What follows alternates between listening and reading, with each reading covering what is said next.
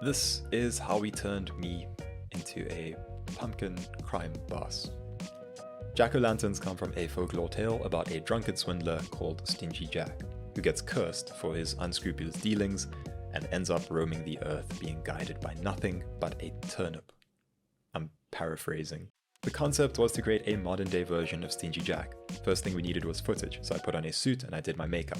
And by makeup, I mean I took a makeup pencil and drew some dots on my face. Those little dots are tracking markers. They help the camera tracking software to figure out how my head is moving, because when we make the 3D pumpkin, it's going to have to move in the same way.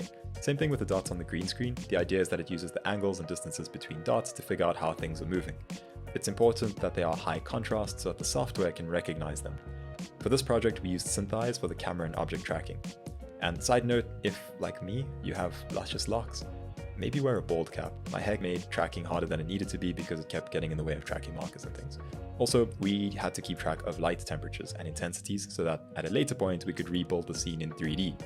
So we were ready to move on to the 3D elements, but it was right around this time that I caught a throat infection. So I dumped all my work onto my brother Mudge, and I went to sleep for the rest of the week.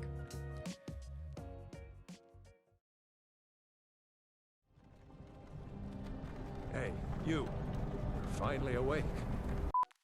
So Mudge entered the hyperbolic time chamber and went about creating a camera track and an object track for the head. He also sculpted the pumpkin and modeled the background, and he was subjected to the mental torment, which is rotoscoping. And he set up the lights. He basically did everything. The pumpkin was modeled in Blender because Mudge wanted to compare it to ZBrush.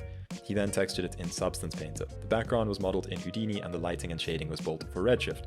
However, the track wasn't accurate enough because the software was struggling to figure out how much of the movement was me moving my head and how much was from the camera move itself. Then, from the depths of hell, we summoned this atrocity.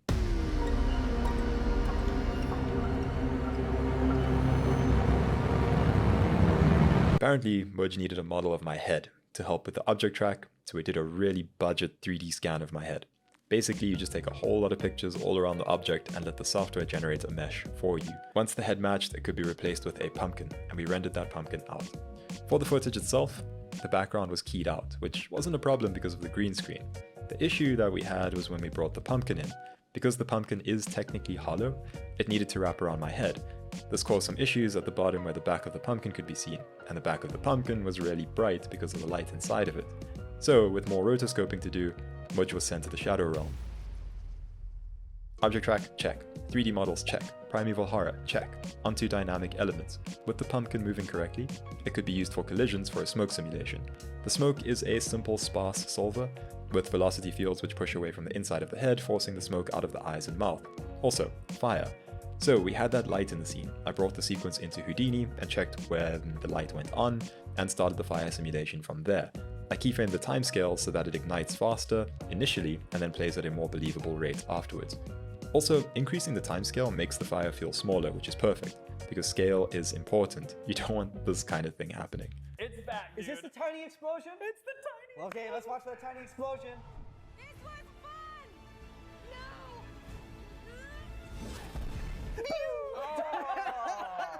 So with that done, all simulation rendering could be done in Karma. The fire was looking good, so render that as a pass, render the smoke as a pass, and render some embers as a pass. Throw it all together in Nuke, embers, backtrack.